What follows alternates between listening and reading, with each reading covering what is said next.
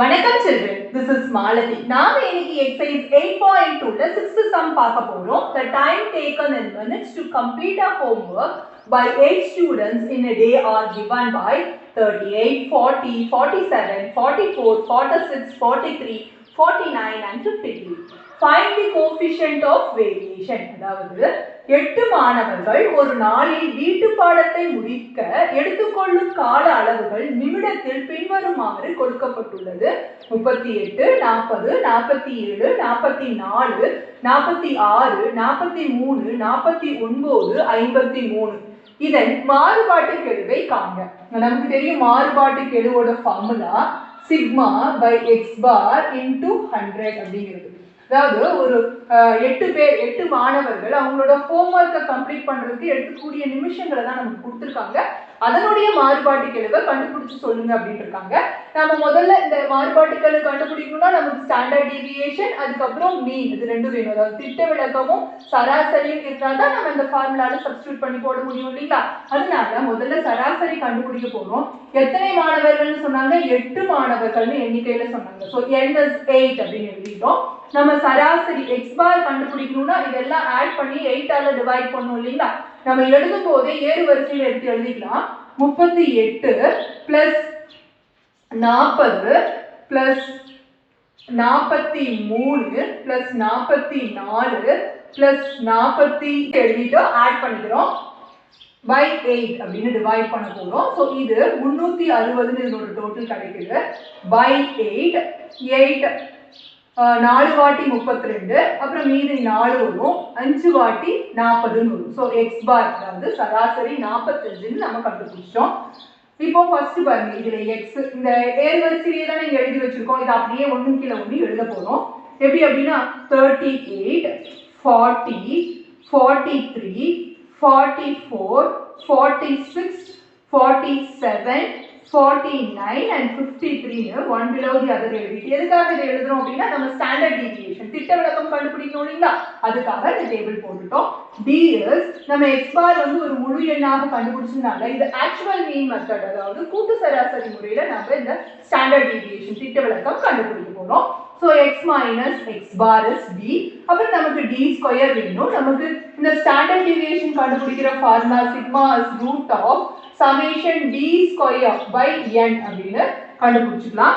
So பாருங்க 38ல இருந்து இந்த 45 கழிக்க போறோம். ஸோ -7. அதே போல 40ல இருந்து 45 கழிச்சோம் அப்படின்னா -5. 43ல இருந்து 45 43ல இருந்து 45 கழிச்சா -2. 44ல இருந்து 45 கழிச்சா -1. 46ல இருந்து 45 கழிச்சா +1. 47ல இருந்து 45 கழிச்சா +2. 49ல இருந்து 45 கழிச்சா +4 and 53ல இருந்து 45 கழிச்சா +8. பாருங்க பிளஸ் எல்லாம் ஒரு தனியா ஆட் பண்ண போறோம், மைனஸ் இருக்கிறதெல்லாம் தனியா ஆட் பண்ண போறோம். பாத்தீங்கன்னா 8 2 10 15 வருது. அதே மாதிரி 12 14 15 மைனஸ்லயும் 15 வந்துருச்சு பிளஸ்லயும் 15 வந்துருச்சு. சிக்மா d is 0 அப்படின்னு நமக்கு கிடைச்சிருச்சு. இப்போ d ஸ்கொயர் வேணும்னா இதையெல்லாம் வர்க்கப்படுத்தி போட போறோம். 7 ஸ்கொயர் 49 25 4 1 4 இட்ஸ் 16 இது 64 அப்படின்னு வருது. இதனுடைய கூடுதல் தான் சிக்மா d ஸ்கொயர். அதை கண்டுபிடிக்க போறோம். பாருங்க இது ரெண்டையும் கூட்டுங்க 80 80 90. ஸோ 90 கூட இந்த 4 மிச்சம் 1 74 கூட்டினா 164 கிடைக்கும். 164 நமக்கு சிக்மா d ஸ்கொயர் கிடைக்குது. அதில் கொண்டு போய் சப்ஸ்டியூட் பண்ண போறோம். 164 டிவைடட் பை 8 பாருங்க இது ரூட்குள்ளார 164 8ஆல வகுக்கிறோம். 2 வாட்டி 16 4 கீழே இருக்கிறோம். ஸோ 0 10ல புள்ளி வச்சுட்டு 0 ஆட் பண்ணிக்கிறோம். 5 times 40 அப்படின்னு நமக்கு சிக்மா என்ன கிடைக்குது? ரூட் ஆஃப் 20.5 அப்படின்னு கிடைக்குது. இதனுடைய ஸ்கொயர் ரூட் நம்ம 20.5க்கு வர்க்கமூலம் கண்டுபிடிக்கிறோம். நமக்கு 4.528 கிடைக்குது. So 4.528 is the standard deviation கண்டுபிடிச்சிட்டோம். இப்போ நமக்கு இந்த x பாரும் கண்டுபிடிச்சிட்டோம், இந்த சிக்மாவும் கண்டுபிடிச்சிட்டோம் இல்லைங்களா? ஸோ கோஎஃபிஷியன்ட் ஆஃப் வேரியேஷன் அதாவது மாறுபாட்டு கெழு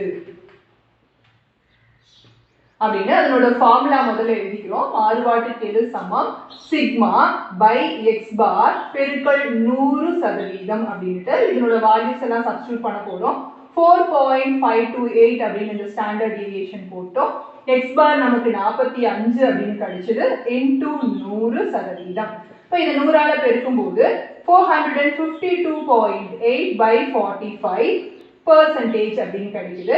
இப்போ 452.8 45ஆல வகுக்க 52.8 45ஆல டிவைட் பண்ணும்போது நமக்கு 10.068% கிடைக்குது. அதாவது coefficient of variation is 10.07. 2 decimal places correct பண்ணிரோம். இது 5 விட பெருசா இருக்கனால இது கூட 1 சேர்த்துட்டு இத எடுத்துறோம்.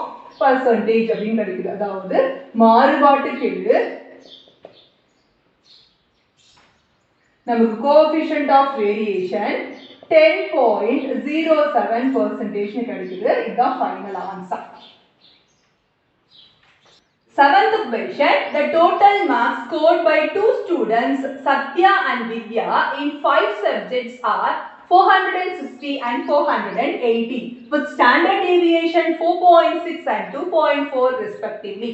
Who is more consistent in performance? அதாவது சத்யா மற்றும் வித்யா இருவரும் 5 பாடங்களில் பெற்ற மதிப்பெண்கள் முறையே 460 மற்றும் 480 ஆகும். மேலும் அதன் திட்ட விளக்கங்கள் முறையே 4.6 மற்றும் 2.4 எனில் யாருடைய செயல்திறன் மிகுந்த நிலைத்தன்மை உடையது அப்படின்னு கேட்டிருக்காங்க. அதாவது ரெண்டு பேர் சத்யா வித்யா ரெண்டு பேரும் அவங்க வாங்கின 5 சப்ஜெக்ட்ஸ்ல வாங்கின மார்க்ஸோட டோட்டல் கொடுத்துட்டு ஸ்டாண்டர்ட் டீவியேஷனும் கொடுத்துட்டு இது ரெண்டுத்துலயும் ரெண்டு பேர்ல யார் அதிக பெர்ஃபார்மன்ஸ்ல அதாவது படிப்புல யார் அதிக நிலைத்தன்மையுடையவங்களாக இருக்காங்க கன்சிஸ்டன்டா இருக்காங்க அப்படின்னு சொல்லி கண்டுபிடிங்க அப்படின்னு இருக்காங்க. நம்ம என்ன பண்ணணும் அப்படின்னா ரெண்டு பேர்த்தோட கோஎஃபிஷியன்ட் ஆஃப் வேரியேஷன் மாறுபாட்டுக்கெழு தனித்தனியா கண்டுபிடிக்கணும். யாருக்கு கோஎஃபிஷியன்ட் ஆஃப் வேரியேஷன் ரொம்ப கம்மி பர்சன்டா வருதோ அவங்க தான் மோர் கன்சிஸ்டன்டா இருக்காங்க, அதிக நிலைத்தன்மை உடையவங்களாக இருக்காங்க அப்படிங்கறத நாம சொல்ல முடியும். சோ அதை கால்குலேட் பண்ணலாம் வாங்க. ஃபர்ஸ்ட் சப்ஜெக்ட்ஸோட டோட்டல் அதாவது டோட்டல் மார்க்ஸ் கொடுத்திருக்காங்க. சோ டோட்டல் மார்க்ஸ் மொத்த மதிப்பெண் எவ்வளோ அப்படின்னா இந்த சத்யாவோடது 460. எத்தனை சப்ஜெக்ட்ஸ்ல அப்படின்னா 5 சப்ஜெக்ட்ஸ்ல. So n = 5. இதுலயும் அவங்களும் 5 சப்ஜெக்ட்ல தான். இதனோட டோட்டல் மார்க்ஸ் வித்யாவோட டோட்டல் மார்க்ஸ் வந்து நமக்கு 480 மொத்த மதிப்பெண் 480 கொடுத்திருக்காங்க.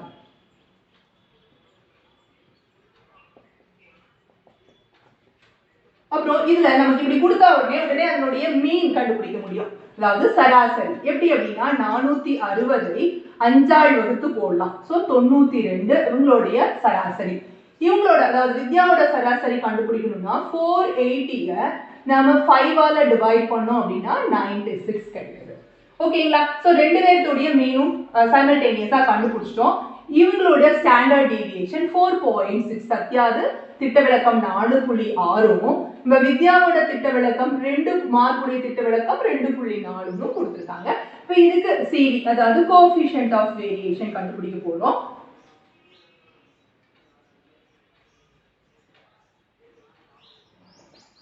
அதாவது மாறுபாட்டுக்கெழு. முதல்ல ஃபார்முலா எழுதிக்கிறோம். Sigma by X bar into 100 இதனோட ஃபார்முலா முதல்ல நம்ம எழுதிட்டோம். இப்போ இதுல சப்ஸ்டிட்யூட் பண்றோம். பாருங்க இங்க சிக்மா இஸ் 4.6 எக்ஸ் பார் வந்து 92 இன்டூ 100% அப்படின்னு நமக்கு மேல 460 வரும். 100ஆல பெருக்கும் போது பை 92 வரும். நம்ம ரெண்டையும் 2ஆல அடிச்சு சுருக்க முடியும். அங்க சுருக்கலாம். பாருங்க இத கீழ இருக்கிறத 2ஆல அடிச்சோம் அப்படின்னா 4 வாட்டி 8 6 வாட்டி 12 வரும். மேல நமக்கு 2ஆல அடிச்சோம்னா 2 வாட்டி 4 3 வாட்டி 6 and 0. பாத்தீங்கன்னா 46 5 வாட்டி அடிங்க இந்த 230 கிடைக்கும். சோ நமக்கு ஸ்டாண்டர்ட் டீவியேஷன் என்னன்னு கிடைக்குது கோஎஃபிஷியன்ட் ஆஃப் இது வந்து 5ன்னு கிடைச்சிருச்சு. therefore கோஎஃபிஷியன்ட் ஆஃப் வேரியேஷன் நமக்கு 5% அப்படின்னு நமக்கு இந்த சத்யாக்கு கிடைக்குது. அதே மாதிரி நம்ம வித்யாக்கு கால்குலேட் பண்ணணும். கோஎஃபிஷியன்ட் ஆஃப் வேரியேஷன் மாறுபாட்டுக்கெழு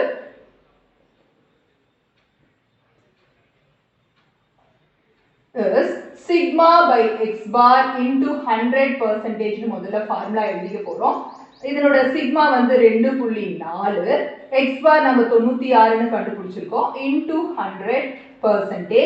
இப்போ 214 ஆயிரும், ஏன்னா இதை 100ஆல பெருக்கும்போது பை 96%. 2ஆல் அடிக்கலாம் மேலையும் கீழையும். இது 48ன்னு வருங்களா, இது 2ஆல் அடிச்சா 120ன்னு வருமா பாருங்க. 12ஆல் அடிக்கலாம் மேலையும் கீழையும். 12 10 வாட்டி 120, 12 4 வாட்டி 48ன்னு. 10 4ஆல டிவைட் பண்ணலாம். 10 4ஆல வகுத்தோம்னா 2ஆல் அடிக்கும் முதல்ல 2 வாட்டி, இது 5 வாட்டி. 5ல பாதி 2.5, ஸோ 2.5% அப்படின்னு நமக்கு இந்த CV2, இதை CV1 வச்சுக்கலாம். ஃபர்ஸ்ட் டேட்டாவோட கோஎஃபிஷியன்ட் ஆஃப் வேரியேஷன் நமக்கு 5%, வித்யாவோட கோஎஃபிஷியன்ட் ஆஃப் வேரியேஷன் 2.5%.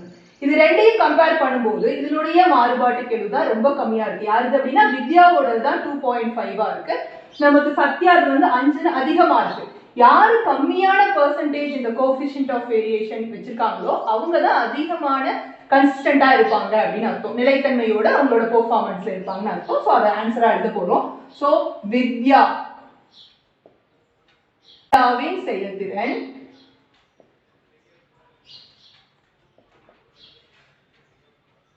மிகுந்த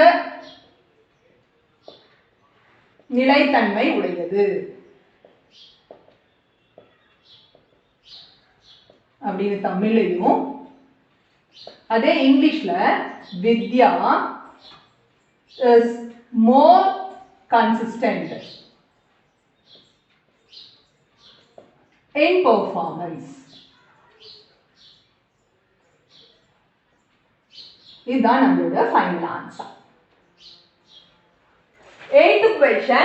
The mean and standard deviation of marks obtained by 40 students of a class in 3 subjects, mathematics, science and social science, are given below. And which of these subjects shows highest variation and which shows the lowest variation? அதாவது ஒரு வகுப்பில் உள்ள 40 மாணவர்கள் கணிதம், அறிவியல் மற்றும் சமூக அறிவியல் ஆகிய 3 பாடங்களில் பெற்ற மதிப்பெண்களின் சராசரி மற்றும் திட்ட விளக்கம் கீழே கொடுக்கப்பட்டுள்ளது. இந்த அட்டவணையில கொடுத்திருக்காங்க. இந்த 3 பாடங்களில் எது அதிக நிலைத்தன்மை கொண்டது மற்றும் எது குறைந்த நிலைத்தன்மை கொண்டது அப்படின்னு கண்டுபிடி அப்படின்னு சொல்லியிருக்காங்க. நமக்கு கொடுத்திருக்கிற டேட்டாஸ், அதாவது இந்த டேட்டாஸ் வந்து 40 மாணவர்களும் மேக்ஸ்ல என்ன சராசரி மதிப்பெண்கள் வாங்கினாங்க, என்ன திட்ட விளக்கம் கிடைச்சது அந்த மார்க்ஸ் வச்சு, அது மாதிரி சயின்ஸ், சோஷியல் சயின்ஸ் இந்த 3 சப்ஜெக்ட்க்கும் கால்குலேட் பண்ணி வச்சிருக்காங்க. இப்ப நம்மள என்ன கேட்டிருக்காங்க அப்படின்னா எது அதிக நிலைத்தன்மை கொண்டதாகவும் எது குறைந்த நிலைத்தன்மை கொண்டதாகவும் இருக்கு அப்படின்னு கண்டுபிடிச்சு சொல்லிட்டு இருக்காங்க. நம்ம என்ன பண்ணணும் அப்படின்னா 3 சப்ஜெக்ட்டுக்குமே நம்ம மாறுபாட்டு கெழு கண்டுபிடிக்கணும். மேத்ஸ், சயின்ஸ், சோஷியல் சயின்ஸ் இந்த 3க்குமே கோஎஃபிஷியன்ட் ஆஃப் வேரியேஷன் கால்குலேட் பண்ணணும். இந்த கோஎஃபிஷியன்ட் ஆஃப் வேரியேஷன்ல எது கம்மியா வருதோ, வேல்யூ எது கம்மியா வருதோ அது அதிக நிலைத்தன்மை கொண்டதாகவும் எது அதிகமா வருதோ அது குறைந்த நிலைத்தன்மை கொண்டதாகவும் இருக்கும் அப்படிங்கிறது நம்ம தெரிஞ்சுக்கணும். ஸோ நம்ம ஃபர்ஸ்ட் மேத்ஸ்க்கு கண்டுபிடிக்க போறோம். பாருங்க, மேத்ஸ்ல வந்து மீன் 56 கொடுத்துருக்காங்க. மீன் அப்படிங்கிறது நம்ம எக்ஸ் பார், அதாவது சராசரியை எக்ஸ் பார்னு குறிப்பிடுவோம். அது 56 ஆகவும், அதே போல ஸ்டாண்டர்ட் டீவியேஷன் திட்ட விளக்கம் 12ன்னு கொடுத்துருக்காங்க. நம்ம உடனே கோஎஃபிஷியன்ட் ஆஃப் வேரியேஷன் மாறுபாட்டு கெழுவுடைய ஃபார்முலா எழுத போறோம். மாறுபாட்டு கெழு ஆக்சுவலா இது 3 சப்ஜெக்ட் அப்படிங்கிறதுனால இது 1 2 3ன்னு டிஃபரன்ஷியேட் பண்ணிடலாம். ஸோ மாறுபாட்டு கெழு CV1 கண்டுபிடிக்கணும் அப்படின்னா sigma 1 by x1 bar into 100% முதல்ல ஃபார்முலா எழுதிட்டோம். இப்போ சிக்மா 1 is 12 by இந்த 56 into 100 அப்படின்னு போட்டோம் சதவீதம். இப்போ நம்ம 2ஆல் அடிக்க முடியும். 2 6 வாட்டியும் 2 2 2 4 8 வாட்டியும் மறுபடியும் 2ஆல 3 வாட்டியும் இங்க 2ஆல 14ன்னு வருது. இது ரெண்டையும் 2ஆல் அடிக்க முடியும். இது 50 ஆகவும் இது 7ன்னு வரும். ஸோ அது ரெண்டையும் பெருக்கிறோம். 150 by 7%. 150 7ஆல டிவைட் பண்ணா 2 times 14 ரிமைண்டர் 1 0, 1 times 7 ரிமைண்டர் 3, புள்ளி வச்சுட்டோம், 0 சேர்த்துக்கிறோம். 4 வாட்டி 28, மிச்சம் 2, 0 சேர்த்துறோம். 2 வாட்டி 14, மிச்சம் 6, 0 சேர்த்துறோம். 8 வாட்டின்னு இது கண்டினியூஸ் ஆன். நம்ம மாறுபாட்டு கெழு 1, அதாவது மேத்ஸுக்கு மாறுபாட்டு கெழு என்ன வருது அப்படின்னா 21.43% 2 டெசிமல் பிளேசஸ்க்கு அதை கரெக்ட் பண்ணி வச்சுக்கிட்டோம். இப்போ அடுத்தது நம்ம சயின்ஸுக்கு கால்குலேட் பண்ணணும். பாருங்க, சயின்ஸோடது அறிவியலுடையது. அறிவியலுக்கு என்னென்ன கொடுத்துருக்காங்க அப்படின்னா எக்ஸ் பார், அதாவது சராசரி வந்து எக்ஸ் பார், x2 பார்னு வச்சுக்கலாம், ரெண்டாவது டேட்டாங்கிறதுனால இது 65ஆகவும், சிக்மா அதாவது திட்ட விளக்கம் வந்து 14ன்னு கொடுத்துருக்காங்க. இது CV2 அதாவது மாறுபாட்டு கெழு கோஎஃபிஷியன்ட் ஆஃப் வேரியேஷன், இது ரெண்டாவது டேட்டாவுக்கு கண்டுபிடிக்கிறதுனால இங்க 2ன்னு போட்டோம். Sigma 2 by x bar 2 into 100% அப்படின்னு ஃபார்முலா எழுதிட்டோம். 14 by 65 into 100 அப்படின்னு வருது. இது ரெண்டையும் 5ஆல வகுக்கலாம், ஒரு வாட்டி 3 வாட்டி, இது 5ஆல வகுத்தா 2 வாட்டி 0. ஸோ மறுபடியும் வேற எதுவும் டிவைட் பண்ண முடியாது. 280 மேலே பெருக்கிட்டோம், 280 13ஆல் வகுக்கிறோம். பாருங்க 280 13ஆல வகுத்தா 2 வாட்டி 26, மிச்சம் 2 0, ஒரு வாட்டி 13, மிச்சம் 7 0 39ன்னு வரும். ஸோ மிச்சம் 1 1 11 0. அப்போ ஒரு நமக்கு 21.54% இந்த CV2 கிடைக்கும். இந்த சமூக அறிவியலுக்கான மாறுபாட்டு கெழு கண்டுபிடிக்க போறோம். ஸோ சோஷியல் சயின்ஸ், சமூக அறிவியல், அதுக்கு கொடுத்திருக்கிற டேட்டாஸ் முதல்ல சராசரியும் திட்ட விளக்கமும், அதாவது மீன் அண்ட் ஸ்டாண்டர்ட் டீவியேஷன் எடுத்து எழுதிக்க போறோம். x3 பார் 60 அப்படின்னும், நமக்கு சிக்மா 3 வந்து 10 அப்படின்னும் கொடுத்துருக்காங்க. உடனே CV3 கண்டுபிடிக்கிறோம். So sigma 3 by x bar 3 into 100 போட்டோம். நமக்கு இது 10 அப்படின்னும், கீழே 60 அப்படின்னும், இது 100 அப்படின்னும் கிடைக்குது. 0க்கு 0 போச்சு, 6ஆல அடிக்க முடியாது. ஸோ ஃபர்ஸ்ட் 2ஆல் அடிக்கலாம் 3 வாட்டி, இதை 2ஆல் அடிச்சோம்னா 50ன்னு கிடைக்கும். 50 3ஆல வகுக்கிறோம், 3 ஒரு வாட்டி 3, மிச்சம் 2 0, 6 வாட்டி 18, தென் 2, அப்புறம் புள்ளி வச்சா 0 சேர்த்துக்கலாம், 6 வாட்டி 18, மறுபடியும் 2, அதே மாதிரி கண்டினியூஸ் தான். ஸோ 16.67% சொல்லிட்டு CV3 அதாவது சமூக அறிவியலுடைய மாறுபாட்டு கெழு 16.67னும், இந்த கணிதத்துடைய இது வந்து 21.43னும், சயின்ஸுக்கு வந்து 21.54னும் நமக்கு கிடைக்குது. இதுல கம்மியான வேல்யூ கிடைச்சிருக்கிறது தான் அதிக நிலைத்தன்மை உடையது. அப்ப என்ன சொல்லணும் அப்படின்னா, therefore social science is more consistent. அதாவது சமூக அறிவியல்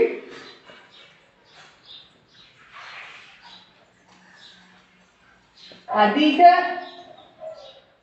நிலைத்தன்மை உடையது.